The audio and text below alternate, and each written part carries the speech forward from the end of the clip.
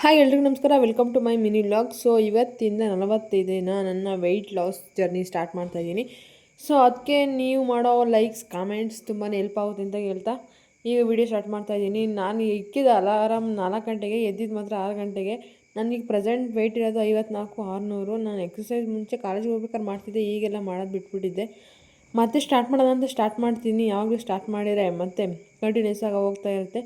Exercise ಅಷ್ಟು ಪರ್ಫೆಕ್ಟಾಗಿ ಮಾಡೋಕ್ಕೆ ಬರ್ತಿಲ್ಲ, ಹೋಗ್ತಾ ಹೋಗ್ತಾ ರೂಢಿ ಆಗುತ್ತೆ ಅಂತ ಎಕ್ಸಸೈಸ್ ಎಲ್ಲ ಕಂಪ್ಲೀಟ್ ಮಾಡಿ ಒಂದು 1/4 ಗಂಟೆ ಒಳಗಡೆ ವಾಕ್ ಮಾಡಿದೆ. ಒಂದು 4 ದಿನದಿಂದ ಕಂಟಿನ್ಯೂಸ್ ಆಗಿ ಮಳೆ ಇತ್ತಲ್ಲ, ಮಾಡೋಕ್ಕಾಗಲ್ಲ ಅಂತ ಮುಂಜಾನೆ ಚಿಯಾ ಸೀಡ್ಸ್ ನೆನಾಕಿದ್ದೆ. ನಮ್ಮ ಮನೇಲಿ ವೆಯ್ಟ್ ಲಾಸ್ ಆಗ್ತೀಯ ಅಂದಿದ್ದಕ್ಕೆ ಖಂಡಿತವಾಗ್ಲೂ ಮಾಡ್ತೀನಿ, ನೋ ಡೌಟ್. ತಿಂಡಿಗೆ ಚಿತ್ರಾನ್ನ ಮತ್ತು ಸೌತೆಕಾಯಿ ತಿನ್ಕೊಂಡು ಇಲ್ಲಿ ಮಧ್ಯಾಹ್ನ ಒಂದು ಒಳ್ಳೆ ಬೀಗ್ರೂಟ ಇತ್ತು, ಅದಕ್ಕೆ ಬೀಗ್ರೂಟಕ್ಕೆ ರೆಡಿ ಆಗೋಣ ಅಂತ ಹೊರಟೆ. ಬೀಗ್ರೂಟಕ್ಕೆ ಮದುವೆಗಂತೂ ಹೋಗಲ್ಲ, ಬೀಗ್ರೂಟಕ್ಕೆ ಹೋಗೋಣ ಅಂತ ಹೊರಟೆ. ತಿನ್ನೋದು ಮಾತ್ರನೇ ಕಮ್ಮಿ, ಆದರೂ ಹೋಗ್ತೀವಿ. ತಿಂಡಿ ಜಾಸ್ತಿ ಆಯಿತು ಅಂತ ಬಂದು ವಾಕ್ ಮಾಡ್ಕೊಂಡು ಸಂಜೆ ಆಯಿತು. ಅವ್ರಿಗೂ ಒಂದು ಲೋಟ ಕಾಫಿ ಕಾಸ್ಕೊಟ್ಟು ರಸ್ ಕೊಟ್ಟೆ. ನಾನು ಮೈದಾ ಐಟಮ್ ಏನೂ ತಿನ್ನಬಾರ್ದು, ಶುಗರ್ ಐಟಮ್ ಅಂತ ಸ್ಟಾರ್ಟ್ ಮಾಡಿದ್ದೀನಿ. ನಾನು ಒಂದು ಲೋಟ ಮಜ್ಜಿಗೆ ಕೊಡಿದೆ.